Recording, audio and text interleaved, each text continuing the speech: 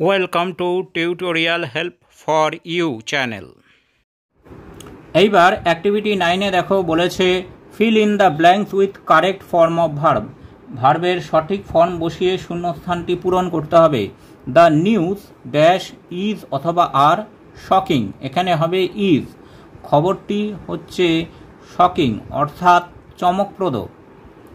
The children dash plays or play cricket in the park, এখানে হবে play অর্থাৎ বাচ্চারা পার্কে ক্রিকেট খেলা করছে। C both Labani and Soma dash loves outdoor games, এখানে হবে লাভ। লাবণী এবং সোমা দুজনেই আউটডোর বা বাইরের খেলা ভালোবাসে। D the hotel manager and his staff dash makes the guest feel comfortable, এখানে হবে মেক। হোটেল ম্যানেজার এবং তার কর্মচারীরা অতিথিদের সহজ এবং স্বাভাবিক অনুভব করতে সাহায্য করেছিল। ই many women today dash work outside the home, এখানে হবে ওয়ার্ক। অনেক মহিলা আজকালকার দিনে বাইরে কাজ করে। এইখানে আমরা যে ভার্বগুলো বসালাম বা যে সমাধানটি করলাম সেটি সাবজেক্ট ভার্ব এগ্রিমেন্টের নিয়ম অনুযায়ী আমরা করলাম। এই সাবজেক্ট ভার্ব এগ্রিমেন্টের যে নিয়মগুলি আছে সেই নিয়মের আলোচনা তোমরা এই চ্যানেলের যে গ্রামারের ভিডিও আছে সেইখানে পেয়ে যাবে। এবার অ্যাক্টিভিটি 10-এ বলেছে fill in the blanks with the words given below, নিম্নলিখিত শব্দগুলি দিয়ে শূন্যস্থান পূরণ করো। এখানে আছে রিটায়ার্ড, ব্লকড, এক্সিলেন্ট, অর্ডার্স আর হচ্ছে tenant. A we have a new, এখানে হবে টেনেন্ট ইন আওয়ার হাউস, আমাদের বাড়িতে নতুন ভাড়াটিয়ে এসেছে। B the singer has an, এখানে হবে এক্সিলেন্ট ভয়েস, গায়কের গলা খুব সুন্দর। C the road was dash, এখানে হবে blocked due to an accident, রাস্তাটি একটি দুর্ঘটনার জন্য আটকে আছে। D the job was done according to the, এখানে হবে অর্ডার্স অফ দ্য ম্যানেজার, কাজটি শেষ হয়েছে ম্যানেজারের আদেশ অনুসারে। ই মাই ফাদার ড্যাশ, এখানে হবে retired from his job last year, আমার বাবা গত বছর তার কাজ থেকে অবসর গ্রহণ করেছেন। এইবার অ্যাক্টিভিটি 11 নম্বরে বলেছে write the appropriate plural nouns of the following, অর্থাৎ নিচের শব্দগুলির সঠিক প্লুরাল নাউন লিখতে হবে। একটি করে দেওয়া আছে মোর দ্যান ওয়ান ওম্যান, একজনের বেশি মহিলা, এটি হবে উইমেন। তারপরে মোর দ্যান ওয়ান ম্যান, একজনের বেশি মানুষ বা পুরুষ, এখানে হবে men. More than one person, একজন ব্যক্তির বেশি ব্যক্তি, এটি হবে people. D more than one goose, একটি রাজহাঁসের থেকে আরও অনেক বেশি, এটি হবে গিজ। মোর দ্যান ওয়ান মাউস, একটি ইঁদুরের থেকে আরও বেশি, এখানে হবে mice. More than one barrack, একটি ব্যারাকের থেকে আরও বেশি, এখানে হবে ব্যারাকস। তারপর G more than one deer, একটি হরিণের থেকে আরও বেশি, এটি হবে deer. More than one syllabus, একটি সিলেবাসের থেকে আরও বেশি, এটি হবে সিলেবি, SYLLABI সিলেবি। আর শেষে মোর দ্যান ওয়ান ফোকাস, একটি লক্ষ্যের থেকে আরও বেশি, এটি হবে ফোকাসেস, FOCUSES।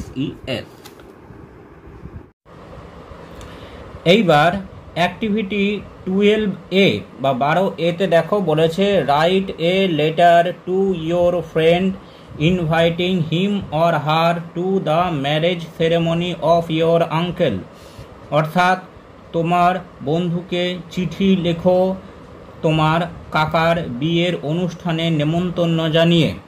চলো এটা আমরা এভাবে লিখতে পারি। প্রথমে ডান দিকে ওপরে senders address, Jessore road, Kolkata, তারপরে ডেট 22/9/2024।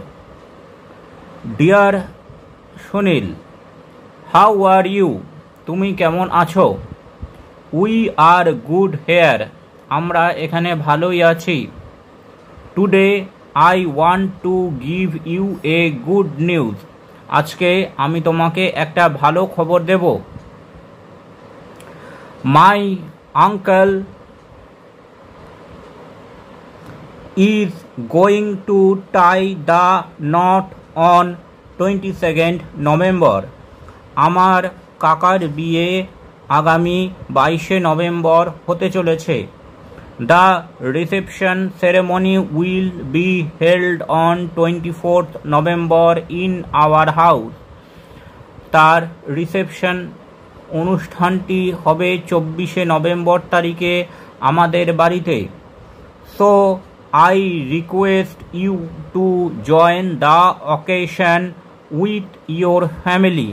তাই আমি তোমাকে অনুরোধ করছি যে তুমি অবশ্যই এই অনুষ্ঠানে তোমার পরিবারের সাথে আসবে। We will have great fun. আমরা অনেক মজা করব। Come surely. অবশ্যই এসো। No more today. আজকে আর নয়। Give my regards to your parents. তোমার বাবা মাকে আমার নমস্কার জানিও। Yours lovingly, মানস। দিয়ে বাঁ দিকে নিচে recipient address, Sunil De, care of Manoj De, Paharpur, Lalgola, Murshidabad. এরপর অ্যাক্টিভিটি 12B। এখানে বলেছে imagine yourself to be the friend whom the letter was send to. তুমি কল্পনা করো তুমি হচ্ছ সেই বন্ধু যাকে এই চিঠিটা পাঠানো হয়েছে। Now write a reply to the letter accepting the invitation. এইবার নিমন্ত্রণ পত্রটি গ্রহণ করে তুমি এর উত্তর দাও। এটা আমরা এভাবে লিখতে পারি। প্রথমে senders address, Paharpur, Lalgola, 30/9/2024। Dear Manas, I received your letter. আমি তোমার চিঠি পেলাম।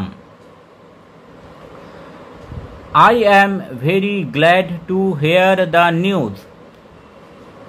এই খবরটি শুনে আমি খুব আনন্দ পেয়েছি।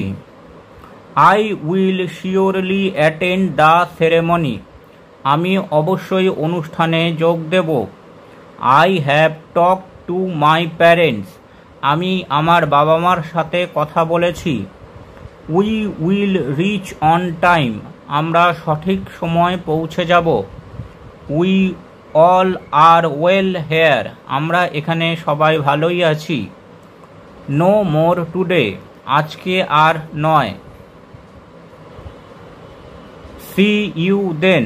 তখন দেখা হবে। Take my love and give my regards to your parents. তোমাকে আমার ভালোবাসা আর তোমার বাবা মাকে আমার নমস্কার। Your loving friend Sunil. দিয়ে নিচে বাঁ দিকে recipient address, Manas Saha, care of Joy Saha, Jessore road, Kolkata. এইবার দেখো অ্যাক্টিভিটি 13-তে বা 13-এ বলেছে write a story with the help of the following points. নিচে যে পয়েন্ট বা হিন্টসগুলো দেওয়া আছে সেটার সাহায্যে একটি গল্প লিখতে হবে।